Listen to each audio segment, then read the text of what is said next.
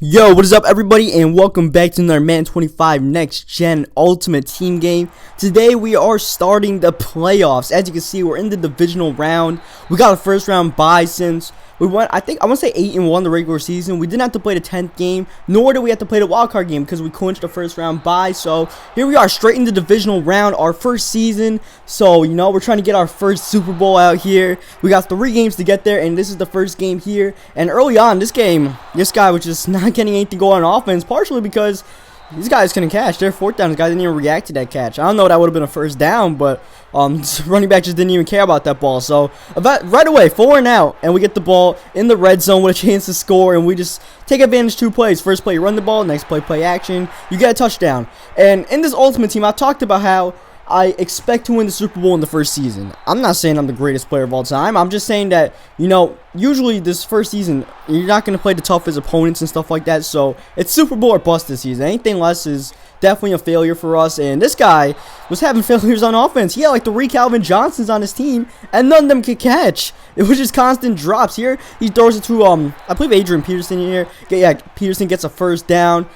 Finally gets a first down in the game. Almost went 4 and out again. This time Breeze rolling out. Can't get anything and gets sacked. And like, this guy just struggled on offense straight up. He tries to chuck it there. Receiver doesn't react. Nothing happens. And that was the story for this guy. I don't know. I was playing against Battle O'Brien or what. But, I mean, look at that. Third down drop. Well, it's knocked loose, but this is a straight drop on 4th down. A great pass there, right over Deion Jordan, but one of the 3 Calvin Johnsons drops it. So, this guy was just pissed off, so he left, and that was that. He's out, and we get the win. So next up is the Conference Championship. Got this game in here because the first one ended so fast.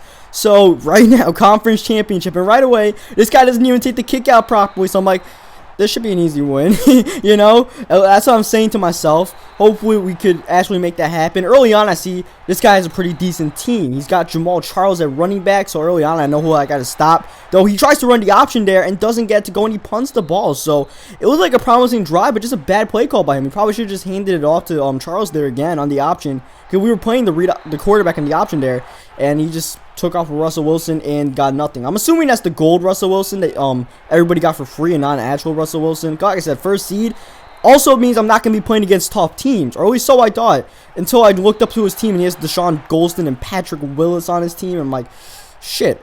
You know, maybe this guy's not that good, but he does have a good team. So hopefully we could avoid the Patrick Willis big hits or Deshaun Golston big hits and stuff like that and come through with the win. And here we catch the edge and we get the touchdown and we get the first points of the game. So feeling good right now. We got to stop. We got points, and you know, since we get ball at halftime, that puts us in complete control of the game. Granted, he doesn't get a touchdown and kill the rest of the clock here. Otherwise, like I said, complete control of the game. There, we had the screen locked up, and he just took a sack. And then third down, it's incomplete, and he punts the ball again to us. So 2 drives, 2 punts, feeling good. And then this is why Darren McFadden is the running back. All right, guys, I need to throw my halfback passes, and Darren McFadden is the guy to do so. Maybe I'll upgrade the running back position eventually, but for now, McFadden is our dude. All right, and if anything, McFadden will always be our halfback pass guy. I always keep him on the roster so we can do stuff like that, even if he's like an 82 overall and one day our team becomes a super team. And there, that was just not a good throw there. But I also saw Dominic Rodgers-Cromartie. This guy has a lot of good players on his team.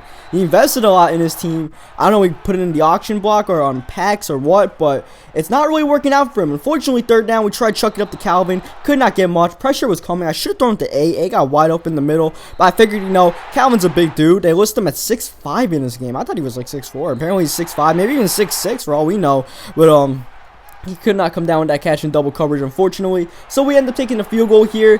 And right now, I'm just like, you know, let's just play this. Ooh, man. Let's just play some good defense here. Guard the end zone. Even if he gets a field goal, it doesn't really matter too much as long as we guard that end zone. And we almost got this. We should have gotten the screen pick there, but Polamalu drops the ball. And speaking of the Polamalu, and just all these players on my team, the next thing I want to talk about during this little drive here that he tries to put together is I am going to upgrade my team at the end of the season.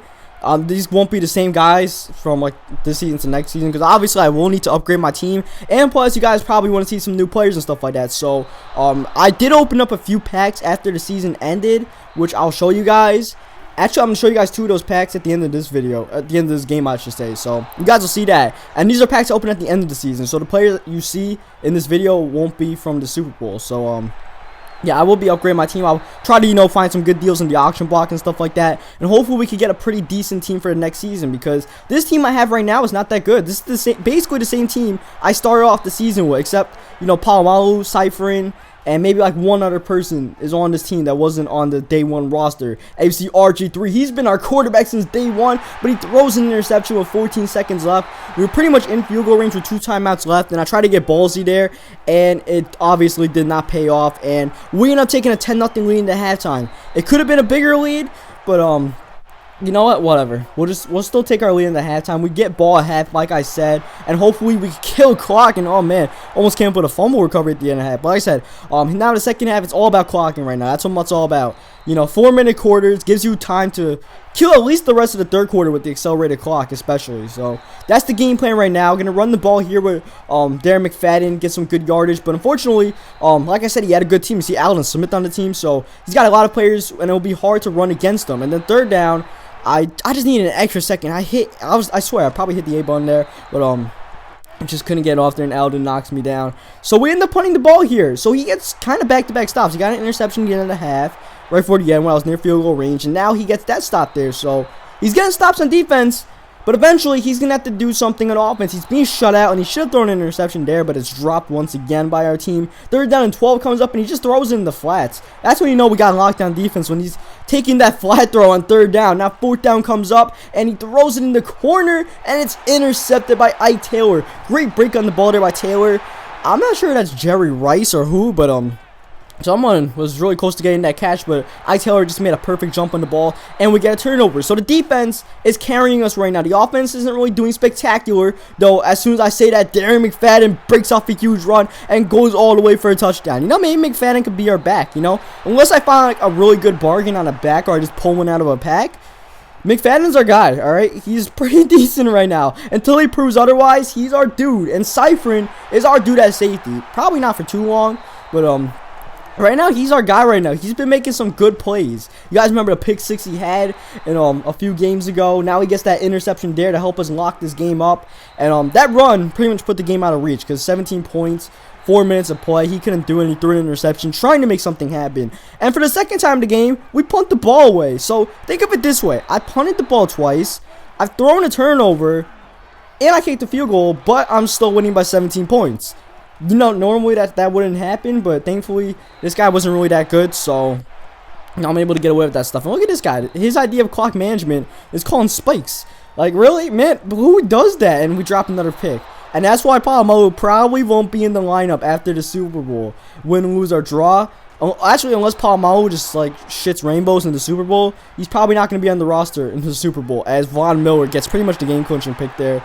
And that just pretty much proves that this guy couldn't do jack against us. He had the better team pretty much, but he ended up coming out with the win here, obviously. Trying to do some spectacular nonsense here at the end of the game, running a halfback pass. Unfortunately, goes out of bounds there. I'm trying to kill clock here, and I go out of bounds by accident, which I definitely didn't want to do. Next play, we got the first down. That pretty much should end the game, but McFadden gets injured. And that's the one thing that we couldn't have in this game. It's pretty much over, and McFadden gets injured. I'm talking all up about my boy, but he gets injured. Thankfully, it's not a big injury, so he will be back for the Super Bowl. Even if he wasn't, it wouldn't really be a big deal.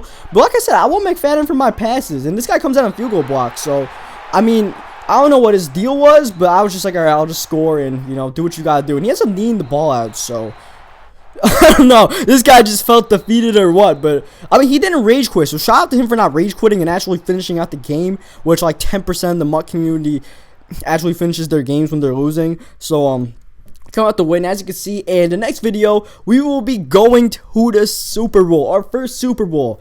And hopefully we don't pull a choke job. We had such a good season, and now we could hopefully just wrap it up with a Super Bowl. And here I'm gonna show you guys the 2 packs I opened. There's 2 premium packs here. They had these premium packs for like $10. I'm like, you know what? Why not? A few people have been asking for pack openings, so I was like, why not? Let me just spend $10 here, and we'll see what happens. I get an 88 overall Campbell, who won't start over the RG3, but so far this pack is looking like butt. Dante Whitner, he might be the starting safety, but Evan Mathis, 97 overall left guard. Now Evan Mathis is a beast in this game, so I'm excited to see that.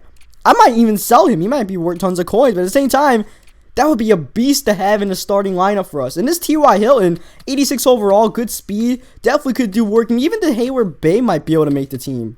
The Campbell could be our backup quarterback. So we got a few decent guys that we could put in that team. Was it worth $10?